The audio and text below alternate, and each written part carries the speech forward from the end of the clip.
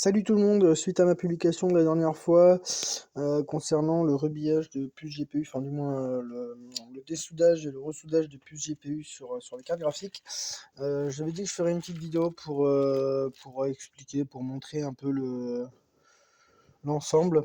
Donc voilà, ce jour est venu et du coup je vais vous montrer tout ça. Donc voilà, donc le préchauffeur, le 853 que j'ai entièrement dépioté, hein, il n'y a plus rien à l'intérieur. Normalement, il y avait cette petite carte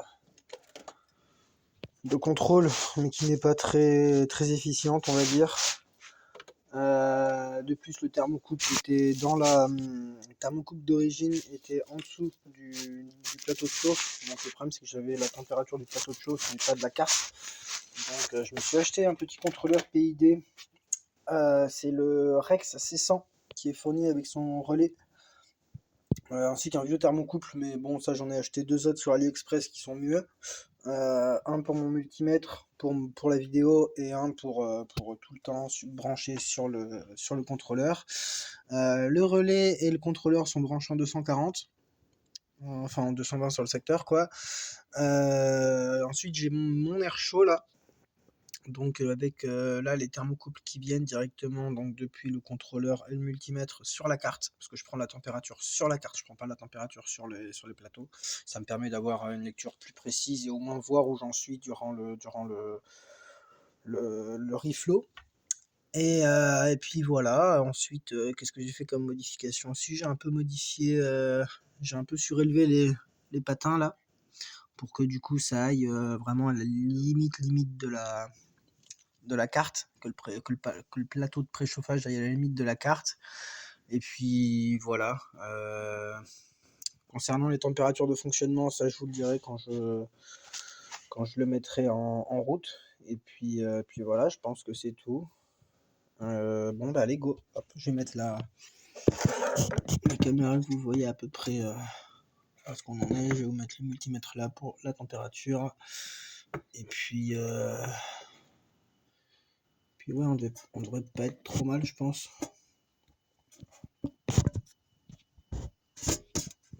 Là, le zoom. Hop, voilà. Donc du coup, hop, on va brancher ça. Hop, voilà, donc lui, il s'allume. Je vais le monter à... D'ailleurs, lui aussi, il faut que je l'allume peut-être. Pour que vous voyez quelque chose à la température. Alors d'abord, je vais régler lui. Hop, donc je le règle d'abord à 330 degrés.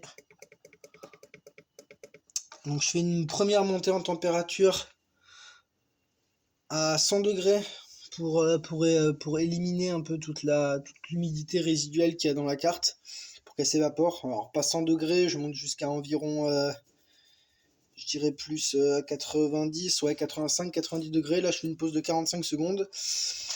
Et puis ensuite je monte à 190, j'ajoute l'air chaud pour monter jusqu'à 215-220, puis ensuite j'enlève la puce. Donc voilà.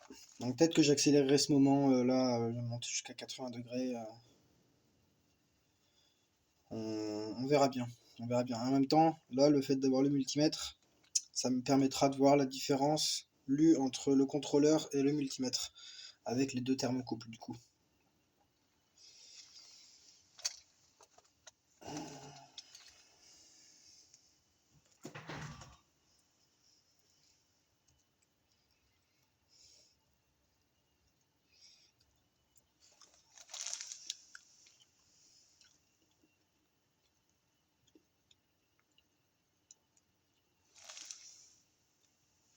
Je vais mettre un peu de flux sur lui aussi. Voilà le flux que j'utilise pour le rebillage, le M35. Je sais pas si vous voyez quelque chose de mécanique. La marque mécanique qui est une très bonne marque. Voilà, hop, un petit coup là aussi. Hop, alors, par contre, je vois que j'ai environ 6 degrés, 6-7 degrés de différence entre la température sur le multimètre et sur le contrôleur. Donc je pense peut-être un défaut de calibrage, peut-être dans le multimètre ou dans le contrôleur, je ne sais pas. Il faudrait que je regarde avec la caméra thermique, mais là je l'ai sur le téléphone, donc ça va pas être possible. Mais ouais, maintenant 10 degrés, ouais.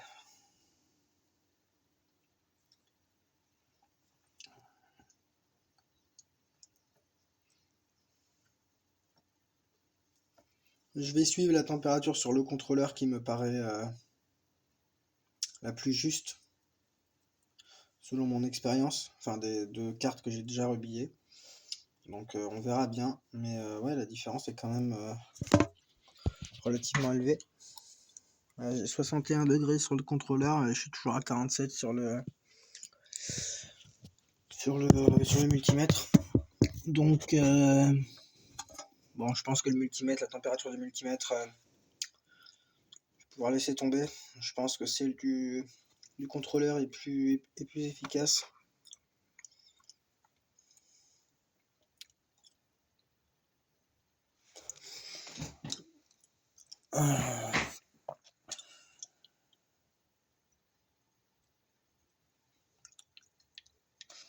Là voilà, donc là j'arrive à environ 80 degrés.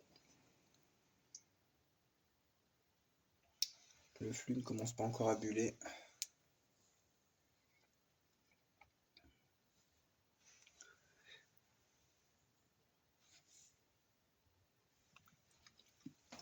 Mais d'après la température que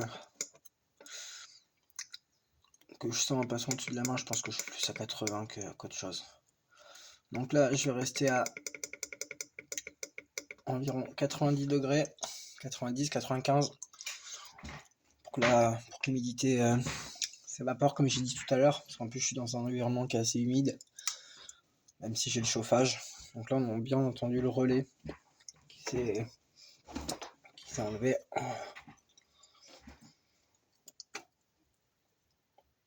Donc là, je suis à 90, hop, je vais rester un peu.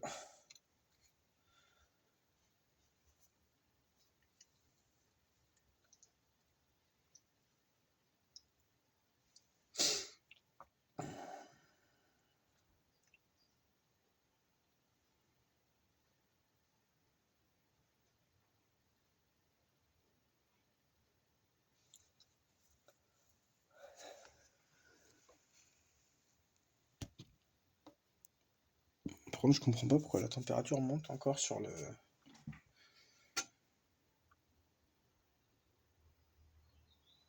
préchauffeur. Bon, allez, hop.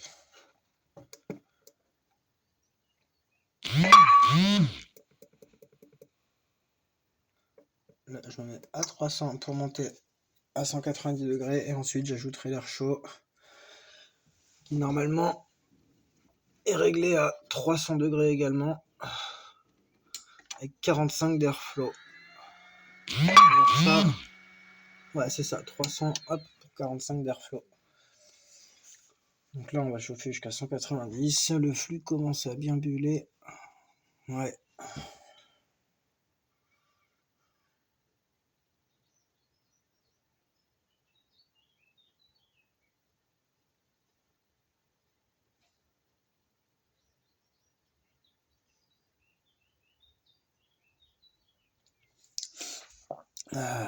Donc voilà, donc là je suis déjà à 125 degrés sur le préchauffeur, enfin sur le contrôleur. Donc maintenant on attend que ça monte jusqu'à 190, doucement mais sûrement.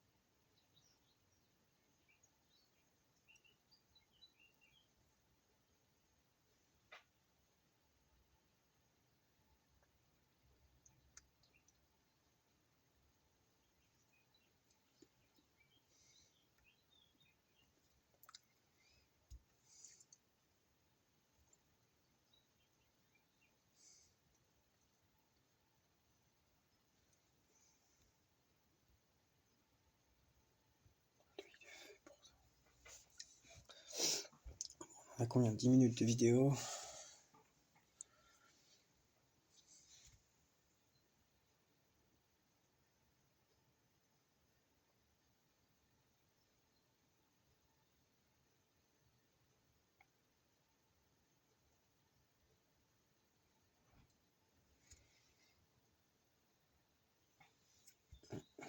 Bon, je pense que le multimètre...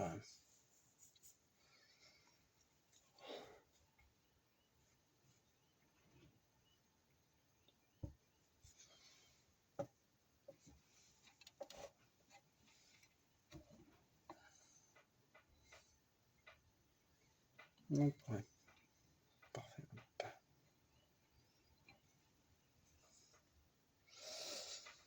Voilà, donc là j'arrive à environ 170 degrés.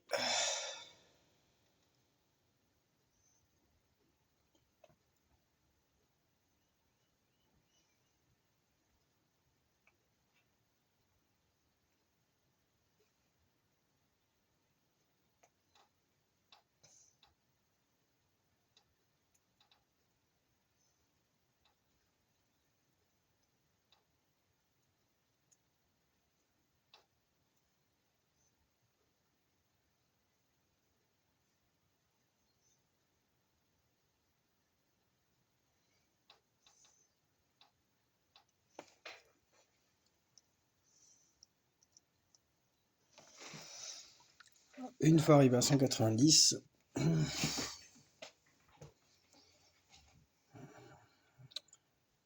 voilà, le flux commence à fumer un peu. Hop, allez, je vais commencer à placer l'air chaud.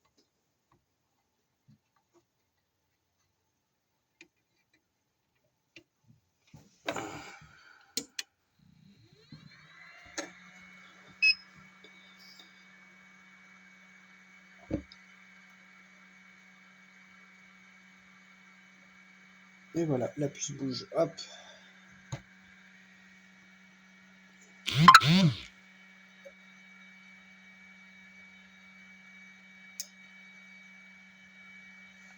Hop, et voilà. Bon, normalement j'ai une ventouse pour enlever les puces.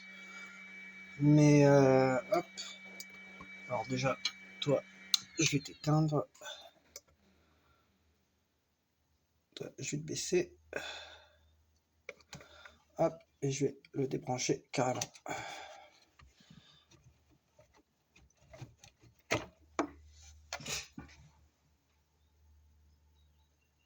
Ensuite, on va passer un coup directement au fer tant que la carte est encore chaude.